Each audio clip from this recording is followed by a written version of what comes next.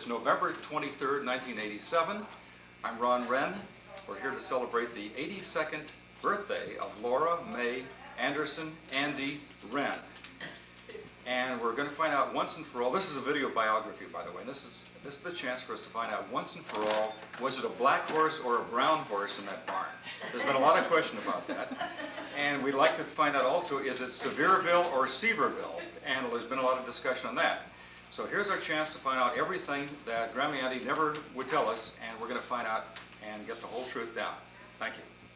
If she remembers. Who is here tonight? Who is this guy? As we're looking around the round table, Eric Abrahamson, illegitimate son of Sharon Abrahamson, daughter of Laura Mae Wren. And daughter. Oh. Hi, I'm Sharon Laura Wren Abrahamson, mother of this illegitimate boy, daughter of Andy Wren.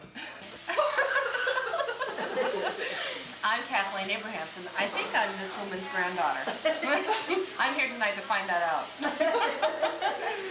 Hi, I'm Carol Abrahamson, third offspring of Sharon Abrahamson, and granddaughter to Laura Mae. Hi, my name is Dick Abrahamson. I'm Andy Wren's favorite son-in-law. Not to say I'm the only one, but I'm the favorite one. What is the meaning of Laura Mae Anderson? I am her grandson, David Wren, and I'll attempt to answer that question later tonight. That's all. What do you want me to say? Go ahead, introduce yourself. I'm Jan Wren, and I'm married to Andy's son, Ron. Favorite one. Favorite one, right. It's her favorite son, Ron. Right. Christopher Wren, beloved grandson of Andy Wren, and here to pay tribute to her tonight. Find out the truth about Laura Mae Anderson Andy Wren. So let's start with Tennessee. How did your family, and who were they, how did they get to Tennessee? Who knows how they got there? I'm not sure. We just were there. Okay. In Anderson Bend. What was Anderson Bend? That was named after my father's family, and it was a little community in the mountains of Kentucky, or Tennessee. All right, who were your parents? Mary Eliza McLaughlin and Joseph McDonald Anderson. And where was Mary from? She was from Danbridge, a little village not too far from where my father was raised. And your father, where was he from? It was called Anderson Bend, but it was near Needmore. Needmore? Needmore. So they had some more. It's no He had longer a lot there. more. Well, what happened to it? Well, there's a little store I saw it a year ago in October, and there's a little store that says Needmore, but there's no town anymore. Well, what became of it? It just was passed up by bigger communities, I guess. Okay, you were one of 15 or 20 children? How many? One of 8, the 6th of 8. Okay, who were the brothers and sisters? Oh, that takes a little thinking. Minus, Dennis, Beulah, Kate, Kyle, and then I'm next, and then Ellis and Sally. Out of a town, what was the town where you were born? Well, it was in the country. In Hamlin County, but it was a little town of Russellville, I believe. And where is that? In the Smoky Mountains of Tennessee. And what did you do there? How long were you there? Until I was 9 years old, I lived there, and then we came to Idaho. You didn't go to Arkansas? Well, that was another interim. Well, tell us about it. My father was sort of a restless man, so we made several trips back and forth. Why Arkansas? He said they had the whitest people and the blackest earth he'd ever seen. Or was it the other way around? It might have been the other way around. My father loved farming, but he was a poor farmer. Why? What was his occupation? He liked to fiddle on rainy days. And I always thought he was quite a good violinist, but my mother said he truthfully wasn't. And he had that violin that you still have. Mm-hmm. But anyway, she'd get annoyed with him, and instead of making him go clean the chicken house, she would do it. All right, how did you get to Idaho? When my father died, his brother, Addison, we used to call him Uncle AA because we didn't care much for him. Did it have anything to do with his drinking proclivities? No, he was a holy roller in the church, I think. But anyway, he came back when my father died and convinced my mother to come to Idaho What year was that? in 1912. And how did you get there? We came on the train, and one of my aunts, the one I'm named after, made 3 little pillows for we younger children. We played with them in the first half hour we're on the train. We lost them all out the window. we didn't take a sleeper, couldn't afford to. And these pillows were supposed to be relaxing for us, but we threw them out the window. How long was the trip? Oh, about 4 days. Running chicken cars. We had a house that was built next door to my Uncle Addison. It had a 6-foot fence. And the minute we got there, my Uncle Addison wanted to tear the fence down. My mother said, he had 7 children, there were only 8 of us. My mother said, you better leave the fence up. But he took it down. And it wasn't very long till we were quarreling with our first cousins. 15 of you? Wow. Wow. Anyway, Mom, wasn't that the house where Beulah and Aunt Kate had the bedroom that didn't have any wood on the floor? I'm not sure about that, whether that was a house or not, but it was a crude little house. They had the bedroom that had tamped down, what was that? Tamped down soil? Yeah, and we put a rug on top of it, and it made it kind of cozy. Andy, how old were you at this time when you left Tennessee? How old were you? 6.5 years old when And my you father remember died. the trip? Oh, sure. But this Aunt Laura made us these pillows. Those were supposed to make us relax and rest, you know. And we got throwing them back and forth. In those days, you opened the windows and got cinders in your eyes. We tossed them back and forth, and in a half hour, we lost all of them. So did you just amuse everybody else on the train for the next 3 days? We probably worried them to death. Ready to start school when you got to Idaho? Was that your first school experience? I didn't start till I was almost 7, and it was embarrassing because when I was finishing the 8th grade, every other kid in the room was 13 and I was 14. I think you should take that off the video. Oh, my grandma. They didn't send us to school until we were ready, and it was about a 3-mile walk, and so my mother didn't send me. So I was going to be 7 in November when I started school. What year was this? 1913, I guess. Terms. How did you pay your bills in these early days? Well, we didn't have a lot of money, and my mother, I think my father had already sold his farm in Arkansas, and the new owner let us stay because he was ill. And so as soon as he died, and Uncle Addison came from Idaho, we went back to Idaho with him. And I think my mother had $4,000. She put it into a business with him, and he went broke. Why? Well, he didn't know how to manage a store, and so Do you think that's hereditary in the Wren gene? I think he went broke a little bit full-handed. We never were allowed to talk about him disparagingly, but we didn't like him. And he went down to Oregon and started a new business all by himself, so I think he took advantage of his poor brother's widow. So how was your mother able to support you 8 kids? Oh, golly, who knows? We had a brother who was 19 years old, and instead of being just a typical teenager like might be later, he got a job and he helped my mother with her problems. We were young, you know, I was 6.5 when my father died, and they were 2 younger than me. Do you remember your father? Oh, I remember more what's been told. Do you than I remember him playing the violin? No, I don't remember that. But on rainy days, my mother said he always got the violin out. And instead of cleaning the chicken house, which he was supposed to do, she Drove did. everybody out of the house. Grandma, what I'd like to know is, who was your first boyfriend? Joe Evans. And who was he? Well, he was a little young fellow in Bowlville, Idaho, this town of about 500. And as I say, I don't think he knew I was alive, but I thought he was beautiful. Is he still alive?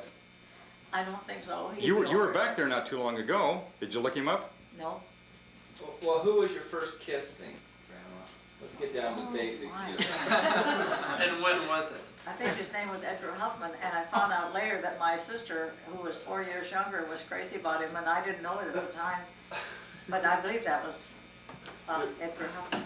Aha. What year was that? I was 17 years old. Well, still. School in Idaho, wasn't it a one-room school or something? No, we had 3 teachers, and it was quite a big school.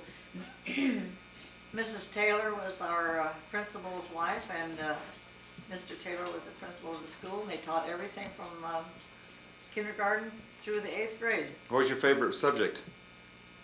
Oh, golly, What did you hate? math. Oh, Okay, now I understand where I. Yeah. That way too, better than average. I think I was. Were you on any game shows?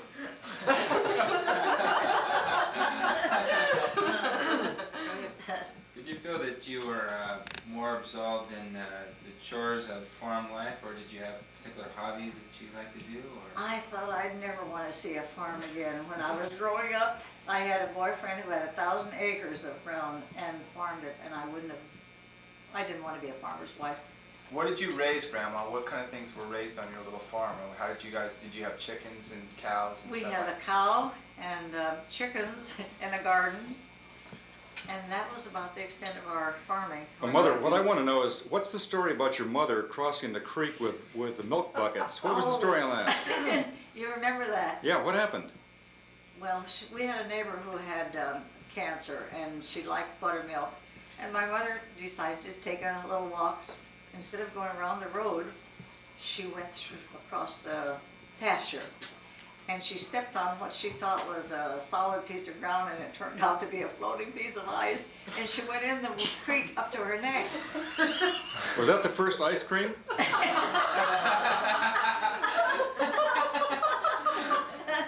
Well, anyway, to make a long story short, a few days later, Ellis and I were late for school, and we went across, to save a little time, we went across a plowed field that was frozen, but when the sun came out, it kind of was soft, and we went in over our shoe tops and had to go back home, and she didn't have any sympathy for us because we had done this trick, and we kidded her about going to save a few steps. She'd gone across this pasture and fell in, and she could have drowned. And when she came home with her clothes frozen, she didn't even catch a cold. Did you laugh? Of course we laughed. Your mother have a good sense of humor. If she hadn't, she'd have killed us all. Yeah, she really did. She made you laugh, and she had a really good time. She had an awful lot of responsibility, with all of us to take care of, but she had a sense of humor. Once in a while, in a good mood, she would tell us about her childhood, and it was always entertaining. Where was she born? She was born, I think, in Dandridge, Tennessee, Do you know when? 1870. And how about your father? When was he He born? was born in 1865. Now, how are you related to the former governor of Tennessee? Well, the only thing I know about it was my grandmother was Harriet Virginia Seaver, and her grandfather or father, I'm not sure which, was the first governor of Tennessee. Her grandmother a happy birthday. She's calling from Santa Cruz. Oh, that's nice. And what is her question? And do you have a question to ask her or that you would like to know? Someone just asked her when her first kiss was and by whom. Yeah. Yeah. Maybe what does she remember about you when you were little? Ooh, we're getting to that. Yeah. Oh. We're just warming everybody up for that one. Uh-huh. Yeah. What are her first memories of you? Maybe she's Ron good to had a answer. new job Okay, she wants you to tell Diane's story when she was little. to tell us about his new job, and I was holding this 6-pound little new grandchild, and he said, "Mother, you're not listening." And I was so intent on making that baby smile, and I didn't care whether he had a job or not. I did, because if I didn't have the job, I couldn't afford that new child. Yeah, but she was a real cute little thing. Grandma, why don't you tell us what an average day in the life of Laura May was like? Like, Oh. did you really walk 3 miles through the snow to go to school, or When I was growing up, I thought I had the most boring life that anybody ever had. I thought it was awful. But the 3 miles to school were kind of fun. And we had some neighbors who we felt were pro-German. And at a certain crossroads in the road, my brother and Otto Eichner had a fight every night because they were pro-German. But I thought we had the most boring life imaginable. But looking back on it, was probably not too bad. In high school, no, you finished high school, and you went to a normal school, and you became a teacher. What was that story all about?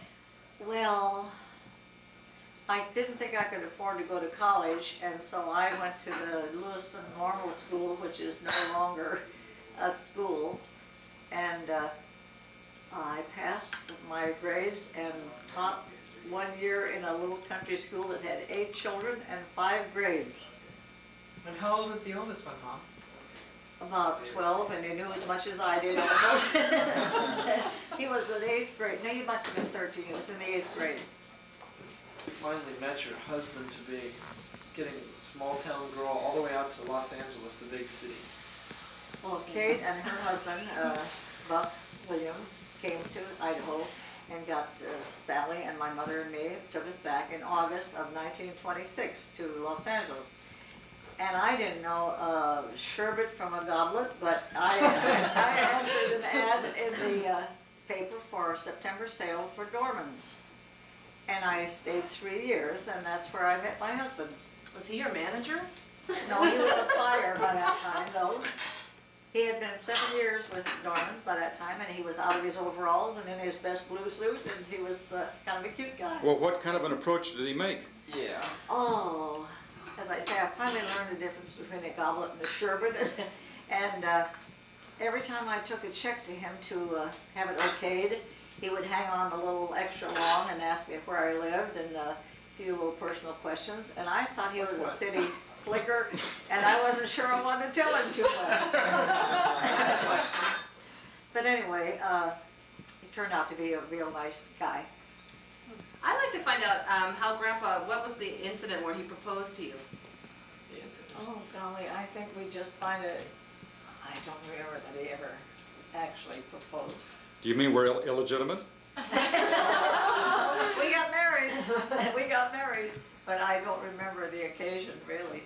How long had you been together before you were married? 3 whole years, and it was sort of All right. wasted time. Where were you living?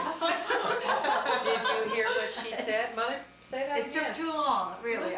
3 years was a long courtship. Did you ever think about living together? Oh. You didn't live together those days. I suppose if it had been done, I would have, but it wasn't done. Well, there must have been some threshold between the time that he was just prolonging signing a check and issuing it back to you and the time when he finally asked you out for a date. And what was that first date like? And explain, I'd like to know kind of what you were doing at Dorman's and what that was all about and what his... Well, Dorman's in those days had all the movie trade, and I really had 2 or 3 movie stars who came in and asked for me. Finally, Who were I they? learned the difference between a sherbet and a goblet. And they opened on Flower Street, which was a beautiful street, in June of 1927. And it was a luxurious place, but the Depression came on pretty soon, and things got kind of bad. But anyway, the opening of this store this day, Max came around and asked me to go home and rest in the afternoon, and would I come back that night and help Mrs. Westfall set the tables. And I thought, if this guy sends me home in a cab, he said, I'll see that you get home. And I thought, if he sends me home in a cab, I'm going to hate him, because by that time I kind of liked him myself. And he took me home, and that was the 10th of June, 1927. And how old were you? 21. And that was your first date? More or That, less. So her second kiss. At least for a second, yes. But 3 years, it was 3 years later we got married. And it was? Louise Glenn. Who was Louise Glenn? Well, she was a girl that kind of took advantage of her father because he was kind of Innocent? innocent. And he took her out a time or two, and about Christmas time, her father asked him what his intentions were. So he was kind of stuck for a while. But anyway, he came on Christmas Eve. He went to her house and gave her an engagement ring. And by 9:30, he was at my house. So, Another engagement ring? yeah, he did. Was it the same engagement ring? I don't know much about what happened, but I know he was at my house by 9:30, and that wasn't a very exciting romance for her, I felt. Married, and where did you first live? Oh, we went, don't you want to know about our honeymoon? Yeah. Wedding is a honeymoon. Be chronological. We That's stayed the romantic. first night Do you in have the any paper Knickerbocker towels out there, Hotel for $7 a night, and I thought it was beautiful. Big spender. And the next morning, we left for Yellowstone. And Max had been there before, but I never had. And some friends loaned us a folding bed of some kind. The first night we got there, the snow was on the ground, and Max was heavier than I was, and his side went down in the dirt, and I was up in the air. Before morning, we threw the bed outside and slept on the ground. But anyway, that was the worst of the honeymoon. The rest of it was kind of nice. For himself here, so we have to get a little insight Yeah. into Grandpa Max and everything. And was he? What's things about him really appealed to you? Max was a hamburger and milkshake, and with some other fellow with a lot of money and a lot of entertaining in fancy places. Oh, right. Baby Ronnie, yes, and baby Well, Sharon. wait. Before you Let's talk about Planned Parenthood. Who wanted to have kids? I'd like to ask a question. Uh-oh. David Bronfus. I wanted to find out from you what you liked about being married and what you didn't like about being married. I liked it all. I really did. Uh-huh. I just knew it was the right thing. What irritated you about Grandpa? He didn't pick up his dirty laundry. I remember that one. I'm not sure. He wasn't perfect, but almost. His snoring mother. Oh, come on, Grandma. Everybody knew about it. Everybody knew about it. Everyone in the Tri-County area. It reminds me that snoring, I could have killed him on a few occasions. Born and when and what? Let's talk about conception now. You were born in Glendale. And how did I get to the beach? To the beach? Didn't we go to Hermosa Beach or something? Well, we moved to Hermosa Beach when Ron was 6 months old, and we stayed until he was 13 months old. He learned to walk, and he learned to chew cigarette butts at the village, at the beach.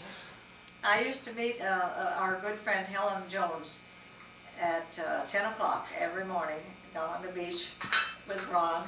And one night I got home and found that his little shoulders were all blistered with that thin skin he had and red hair. And I felt terrible, but we had a... I felt terrible. Yeah, you must have. You must have. So you. Okay, from the beach, then where? Well, we moved to Glendale, What year? 1932. And then when did Sharon materialize? Well, Sharon was born in 1934, and I was real happy to know I was pregnant until I had lost 14 pounds from heaving every day. And I was kind of sorry we planned that one. Great. Thank you. Coming from such a big family yourself, and your husband coming from a family of only one, why did you guys quit it too? We're lucky enough to have a boy and a girl. I thought that was plenty to take care of it. Was What it did Dad say? was it Max at home quite a bit? What do you mean, was he home? How did we get from Glendale to San Jose? Oh, that was a relief. Max's mother was in Los Angeles, my mother was there. I had two sisters, both divorced, and we had them every Sunday at our house. And I had a hired maid, a hired girl, wasn't a maid because we didn't pay enough to afford a maid. And the kids didn't mind any of us. My mother would tell them what to do, the maid would tell them what to do, and I would, and they didn't mind any of us. So when this job came up in San Jose, I didn't care whether it was wind under my bed or not. I was just gonna enjoy being by ourselves. It was nice. Just as a little sidelight, Mom, could you tell us a little something about this girl that you had living with you? I seem to remember her name was Jerva. Yes, this little girl was named Jerva Haynes, and she came from Oklahoma with her family of about 9 children and a mother and father. And we sort of bribed her to stay with us for $10 a month and board and room. And she went to high school from our house. She was a terrible housekeeper or ironer or everything else, but she was there. And that But didn't was she the bring a welcome few song. interesting things with her? Yeah, what? Didn't she bring a few interesting things with her? I don't remember what you're remembering. Oh, I thought when she cared for your darling baby daughter, that something was given to your daughter from, Oh, that she brought along with Oh. her. we had a terrible time. The baby, who was about 8 months old, broke out in a rash, and my mother was sitting in her chair, and she said, whatever that girl is, something wrong with her. Well, it turned out she had 7-year itch. Scabies. I don't think she had a 7-year itch. And the poor baby didn't know enough to scratch or anything but scratch. But anyway, I didn't know how to approach her about something that made her scratch all the time. And my mother said to her, she went away for the weekend. When she came back, my mother said, well, whatever she had, she hasn't got it anymore. How'd you get rid of it? Well, I don't know. She but gave there it was to me. There's a treatment for scabies. And when the doctor, my doctor, told me about scabies, I said, what are they? And he said, well, they used to call it a 7-year itch, but that's what she had. Now we're in San Jose. What is Dad doing? Wait a minute. What do you mean, what was he doing? Well, was he working, gainfully employed? This was his first chance to manage a store by himself. And he replaced Mr. Booth, who was sent to another store. And we enjoyed living in San Jose for the next 13 years. What you liked about being a mother? If anything. Oh, it was just fun to have a nice little girl and a little boy. Were they really nice? Not always. Not always, but they were normal, nice children. I thoroughly enjoyed it. That she yelled a lot. In 48 seconds. Oh, I was a little bit lonesome when I got there. And my husband's store had all this beautiful merchandise. And one day a lady came over and wanted to borrow about half of the nice china for a table display at the Women's Club.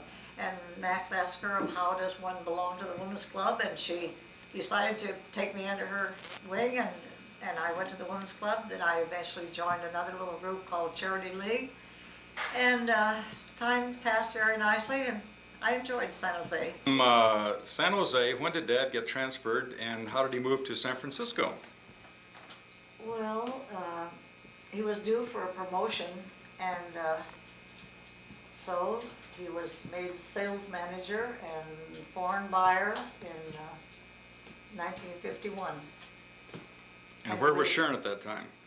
We were living in San Jose, and he was commuting to San Francisco. And Sharon was very unhappy when we moved to San I Carlos. knew that my brother was going to lead into this. I was very rotten. Well, It was a wonderful year. she amazed us how well she adjusted, but at the time, every time we looked at her, we wanted to cry because she did cry. Until December. From December until June, it was wonderful. She met some nice friends, and it wasn't too bad. All was forgiven. Hey, now you went to San Carlos. How come?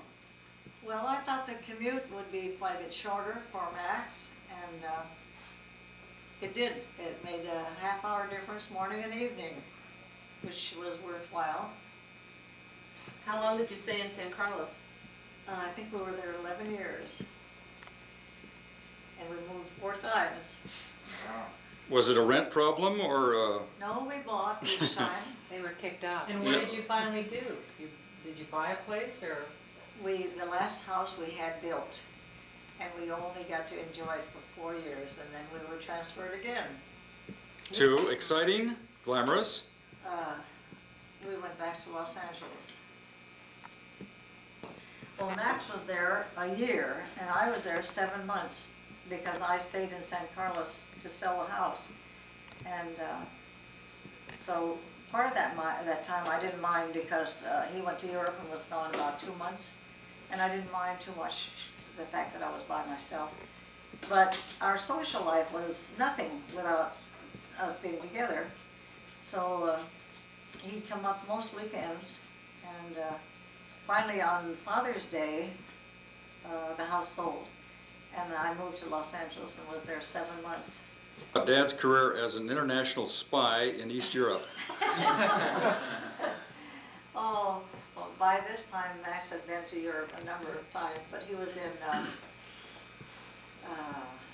Prague when Germans took over, and he had his little camera and was doing. You mean the Russians?